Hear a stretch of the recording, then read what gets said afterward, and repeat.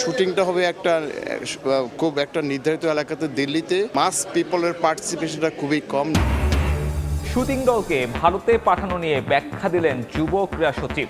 Asian rifle ও পিস্তল চ্যাম্পিয়নশিপে অংশ নিতে রোববার ঢাকা ছাড়তে পারে লাল সবুজ প্রতিনিধিরা। আলোচনায় বিপিএল ক্রিকেটারদের পেমেন্ট ইস্যু, বাকির খাতায় ঢাকা, সিলেট, নোয়াখালী ফ্রাঞ্চাইজি, পারিশ্রমিক নিশ্চিত করার প্রতিশ্রুতি বিসিবির। নারী টি-20 বিশ্বকাপ বাছাইয়ে চ্যাম্পিয়ন হওয়ার পথে আরও এক ধাপ এগোলো বাংলাদেশ। নেপালে স্কটল্যান্ডের বিপক্ষে রেকর্ড জয় জ্যোতি বাহিনীর। দেশে ফিরে বিরচিত সংবর্ধনা পেল সাফ নারী ফুটসাল চ্যাম্পিয়ন দল। ছাদ খোলা বাসে ট্রফি প্যারেড, সাবিনা কৃষ্ণাদের হাতিরঝিলে অ্যাম্ফি থিয়েটারে সমর্থকদের উল্লাস। এবং চ্যাম্পিয়ন্স লিগের প্লে অফের ড্র আজ। লিগ পর্বের মতো এবারও বেনফিকার চ্যালেঞ্জ নিতে হতে পারে রিয়াল মাদ্রিদকে। পিএসজির প্রতিপক্ষের তালিকায় মোনাকো।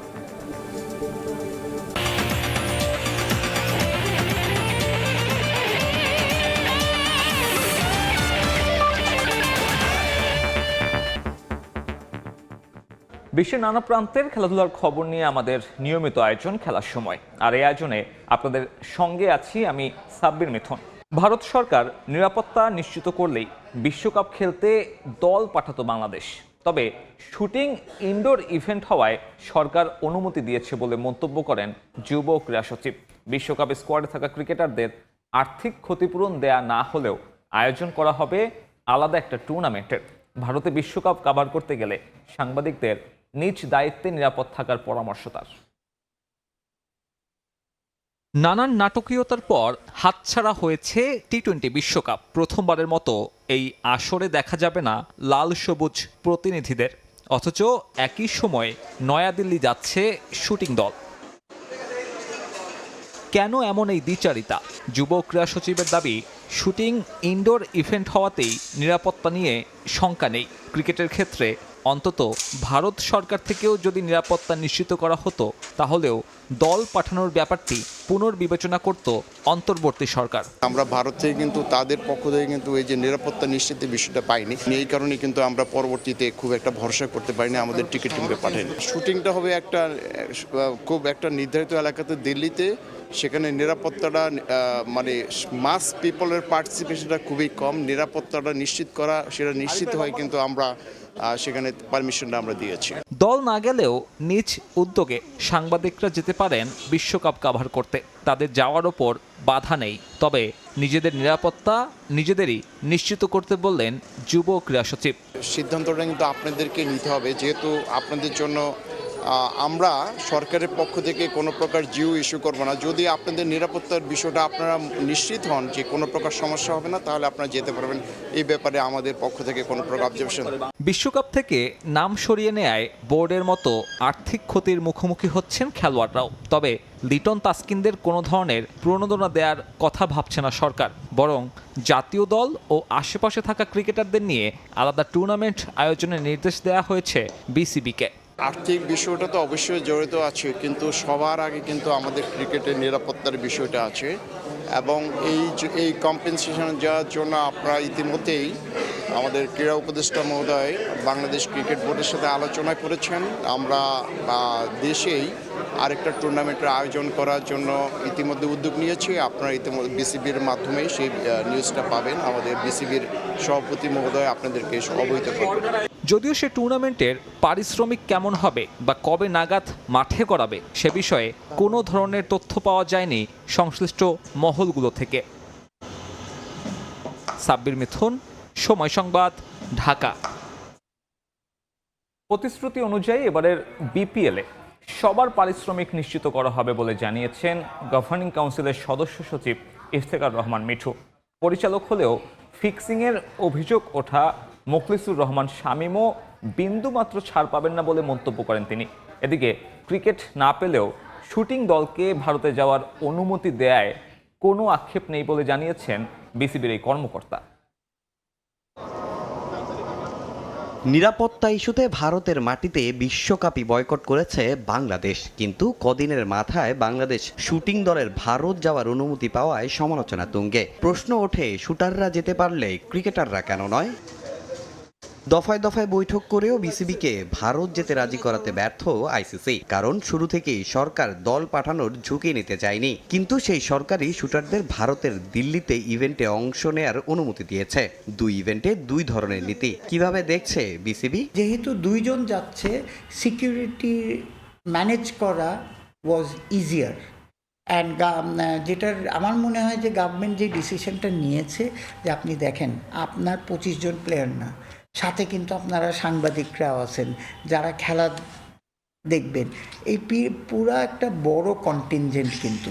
এবারের বিপিএলও আলোচনায় পেমেন্ট ও ফিক্সিং ইস্যু। ঢাকা ও সিলেটের ক্রিকেটারদের পুরো পারিশ্রমিক না পাওয়া নিয়ে কথা উঠছে গণমাধ্যমে। এছাড়া বিসিবি পরিচালক মোখলেসুর রহমান শামীমের বিরুদ্ধে ফিক্সিং এর বড় অভিযোগ। এখন প্রশ্ন একটাই, সঠিক সমাধান করতে পারবে তো বিসিবি?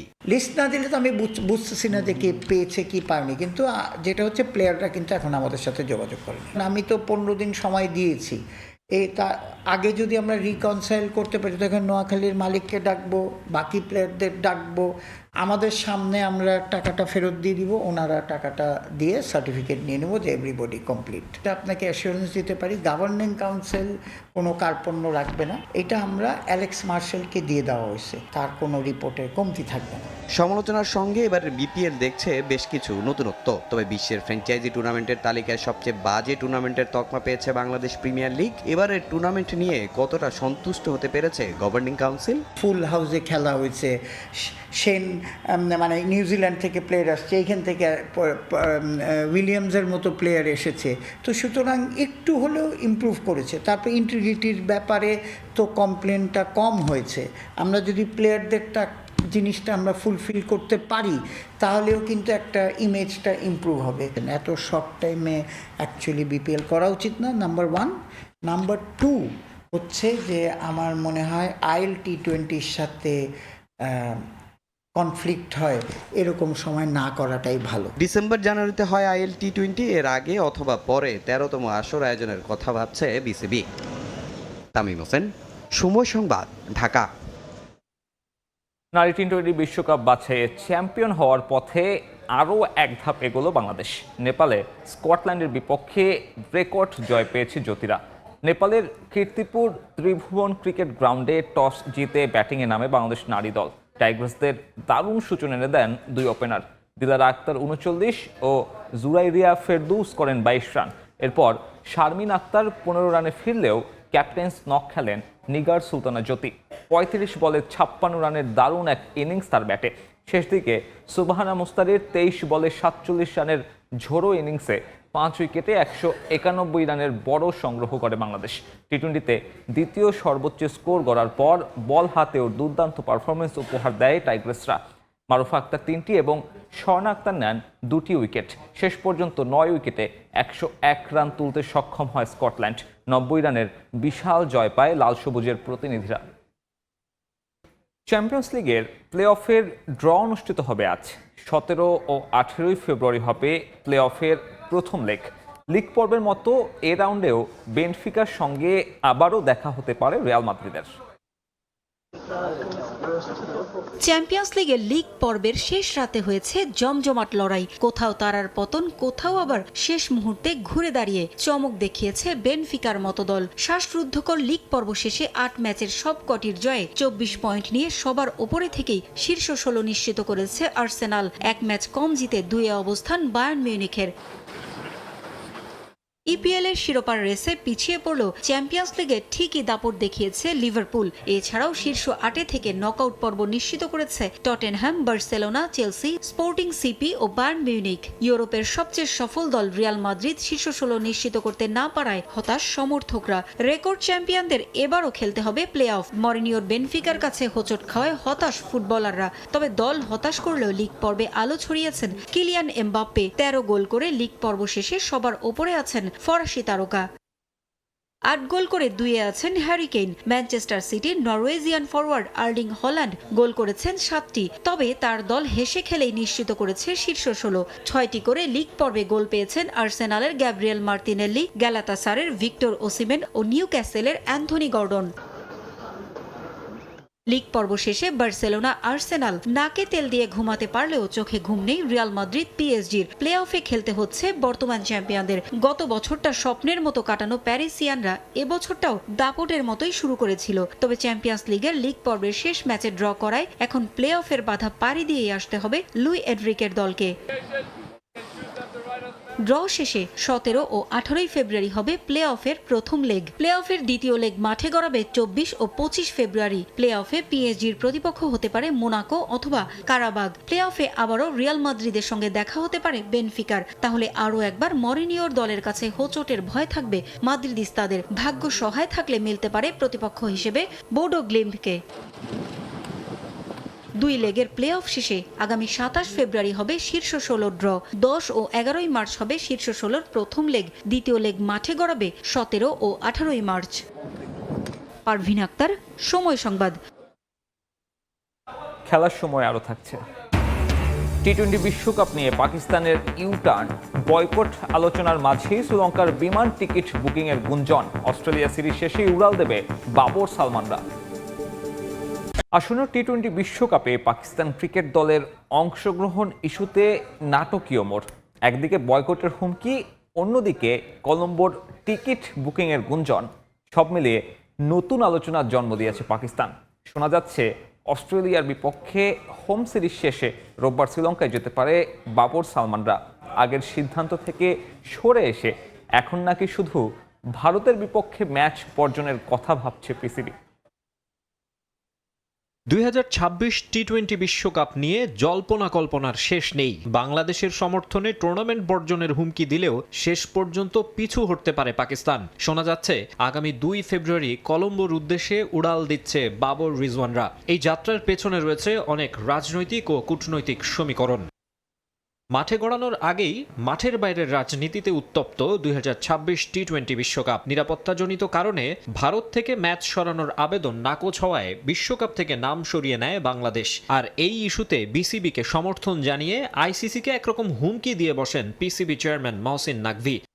তবে পর্দার আড়ালের চিত্রটা ভিন্ন। সূত্রের খবর, পাকিস্তান সরকার ও সামরিক বাহিনীর নীতি নির্ধারকদের সঙ্গে আলোচনার পর সুর নরম করেছে বোর্ড। আর্থিক ক্ষতি আর আন্তর্জাতিক ক্রিকেটে একঘরে হওয়ার ভয়ে শেষ পর্যন্ত অংশগ্রহণের পথেই নাকি হাঁটছে পাকিস্তান। জানা গেছে কলম্বো যাওয়ার বিমানের টিকিটও এরই মধ্যে নিশ্চিত করেছে পিসিবি। সবকিছু ঠিক থাকলে 2 ফেব্রুয়ারি লাহোর থেকে অস্ট্রেলিয়া দলের সঙ্গে একই বিমানে শ্রীলঙ্কায় যাবে পাকিস্তান দল। সালমান আলী আগার নেতৃত্বে এবার পাকিস্তান খেলবে গ্রুপ এ তে। মেন ইন গ্রিনের সব ম্যাচই অনুষ্ঠিত হবে লঙ্কা ভূমিতে।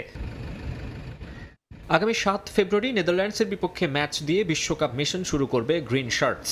আর 15 ফেব্রুয়ারি কলম্বোর প্রেমাদাস স্টেডিয়ামে ক্রিকেট ক্লাসিকো। হাই ভোল্টেজ ম্যাচে লড়বে পাকিস্তান ও ভারত।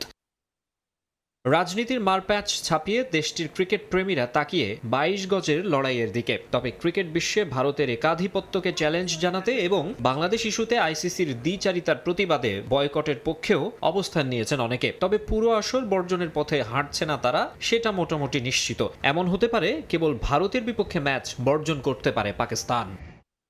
মাকসুম আলম খান, সময় সংবাদ। আফ্রিকা কাপ অফ নেশনসের ফাইনালে বিশৃঙ্খলার দায়ে সেনেগাল ও মরক্কোকে কঠোর শাস্তি দিল আফ্রিকান ফুটবল কনফেডারেশন। কোচ ও খেলোয়াড়দের পাশাপাশি দুই দেশের ফুটবল ফেডারেশনকে 12 কোটি টাকা জরিমানা করেছে সিএএফ। এদিকে সেনেগাল কোচের 5 ম্যাচের নিষেধাজ্ঞা সহ দলটির 2 ফুটবলার এনদিয়ারে ও সারকে 2 ম্যাচের জন্য নিষিদ্ধ করেছে সংস্থাটি। এছাড়াও ম্যাচ নিষেধাজ্ঞায় পড়েছেন মরক্কোর ইসমাইল সাইবারি ও আশরাফ হাকিমি। ফিফা বিশ্বকাপ শুরুর আগে মাঠ ও মাঠের বাইরের ইস্যু নিয়ে বেশ সমালোচিত হচ্ছে আফ্রিকার দুই দেশ সেনেগাল ও মরক্কো। আফ্রিকান কাপ অফ নেশনসের ফাইনাল ম্যাচে নানা বিতর্কিত ঘটনার জন্ম দিয়েছে এই দুই দল। মাঠ থেকে দল তুলে নেয়া ফুটবলারদের মধ্যে হাতাহাতির ঘটনা বেশ আলোড়ন তৈরি করেছিল, যা ক্ষুণ্ণ করেছে আফ্রিকান ফুটবলের ভাবমূর্তি। এই ঘটনায় শাস্তি ছিল অনুমেয়। অবশেষে আনুষ্ঠানিকভাবে সেনেগাল ও মরক্কোর বিরুদ্ধে কঠোর শাস্তি ঘোষণা করেছে আফ্রিকান ফুটবল কনফেডারেশন। সংস্থাটি দুই ফেডারেশনকে মোট $10 লাখ বেশি জরিমানা করেছে। আফ্রিকান কাপ অফ নেশনসের বিতর্কিত ফাইনালে চ্যাম্পিয়ন হলেও সর্বোচ্চ $6,15,000 জরিমানার মুখে পড়তে হয়েছে সেনেগালকে, বাংলাদেশি মুদ্রায় যা প্রায় 7.5 কোটি টাকা। ম্যাচে বিশৃঙ্খলার মাস্টারমাইন্ড সেনেগালের কোচ পাপে থিয়াওকে 5 ম্যাচের নিষেধাজ্ঞা সহ ব্যক্তিগতভাবে $1,00,000 জরিমানা করা হয়। এছাড়া খেলোয়াড়, কোচিং স্টাফ ও সমর্থকদের অশোভনীয় আচরণের কারণে সেনেগাল ফুটবল ফেডারেশনকে $6 লাখ জরিমানা করা হয়েছে। এদিকে খেলোয়াড়দের কার্ডের কারণে অতিরিক্ত $15,000 গুনতে হবে সেনেগালকে। এদিকে মরক্কো ফেডারেশনকে $3,15,000 জরিমানা করেছে সিএফ, যেখানে মরক্কোর বল বয়রা সেনেগালের গোলরক্ষকের মনোযোগ নষ্ট করতে তোয়ালে কেড়ে নেওয়ার ঘটনায় $2 লাখ জরিমানা করা হয়। এছাড়া খেলোয়াড় ও দলের স্টাফদের অপেশাদার আচরণের কারণে আরও $1 লাখ গুনতে হবে মরক্কোকে। সঙ্গে সমর্থকদের বিশৃঙ্খলার দায়ে অতিরিক্ত $15,000 যাবে ফেডারেশনটির। শুধু জরিমানা দিয়েই শেষ হচ্ছে না শাস্তি। সেনেগাল কোচের 5 ম্যাচের নিষেধাজ্ঞা সহ দলটির 2 ফুটবলার ইলিমান এন্দিয়ারে ও ইসমাইলা সারকে 2 ম্যাচের জন্য নিষিদ্ধ করেছে আফ্রিকান ফুটবল কনফেডারেশন। সাইবিরাকে 3 ম্যাচের জন্য ব্যান করা হয়েছে। আর তারকা ফুটবলার আশরাফ হাকিমি 2 ম্যাচের জন্য নিষেধাজ্ঞায় পড়েছেন। তবে তার 1 বছরের মধ্যে একটি ম্যাচের নিষেধাজ্ঞা স্থগিত করেছে সিএফ। যদি একই ধরনের আচরণ পুনরাবৃত্তি ঘটে তাহলে কার্যকর হবে সেই নিষেধাজ্ঞাটি। তবে এই নিষেধাজ্ঞা প্রভাব পড়বে না আসন্ন ফিফা বিশ্বকাপে, যা শুধুমাত্র আফ্রিকান টুর্নামেন্টের ক্ষেত্রে কার্যকর হবে। রিফাতুল ইসলাম মিরন, সময় সংবাদ। বাংলাদেশ ক্রিকেট বোর্ড ও ক্রিকেট সাউথ আফ্রিকা ক্রিকেট উন্নয়নে পারস্পরিক সহযোগিতা জোরদার করতে একটি সমঝোতা স্মারক স্বাক্ষর করেছে। প্রিটোরিয়াম বাংলাদেশ হাইকমিশনে চ্যান্সারিতে আয়োজিত অনুষ্ঠানে বিসিবির পক্ষে সাউথ আফ্রিকার নিয়োজিত বাংলাদেশের হাই কমিশনার শাহ আহমেদ শফি এবং সিএস এর পক্ষে সংস্থাটির প্রধান নির্বাহী কর্মকর্তা ফেলেতিস মুসেকি সমঝোতা স্মারকে স্বাক্ষর করেন। এই চুক্তির আওতায় উদীয়মান বাংলাদেশি ক্রিকেটাররা নিয়মিত সাউথ আফ্রিকার প্রিটোরিয়ায় অবস্থিত সিএসএ সেন্টার অফ এক্সেলেন্সে প্রশিক্ষণের সুযোগ পাবে। 3 বছর মেয়াদী এই চুক্তি বাংলাদেশ ও সাউথ আফ্রিকার ক্রিকেটের সম্পর্ককে আরও সুদৃঢ় করবে বলে আশা সংশ্লিষ্টদের। খেলার সময় শীর্ষ সংবাদগুলো জানিয়ে দিচ্ছে আরেকবার। শুটিংটা হবে খুব একটা নির্ধারিত এলাকাতে, দিল্লিতে। মাস পিপলের পার্টিসিপেশনটা খুবই কম। শুটিং দলকে ভারতে পাঠানো নিয়ে ব্যাখ্যা দিলেন যুব ক্রীড়া সচিব। এশিয়ান রাইফেল ও পিস্তল চ্যাম্পিয়নশিপে অংশ নিতে রোববার ঢাকা ছাড়তে পারে লাল সবুজের প্রতিনিধিরা। আলোচনায় বিপিএল ক্রিকেটারদের পেমেন্ট ইস্যু। বাকির খাতায় ঢাকা, সিলেট, নোয়াখালী ফ্রাঞ্চাইজি। পারিশ্রমিক নিশ্চিত করার প্রতিশ্রুতি বিসিবির। এবং নারী টি-20 বিশ্বকাপ বাছাইয়ে চ্যাম্পিয়ন হওয়ার পথে আরও এক ধাপ এগোলো বাংলাদেশ। নেপালে স্কটল্যান্ডের বিপক্ষে রেকর্ড জয় জ্যোতি বাহিনীর।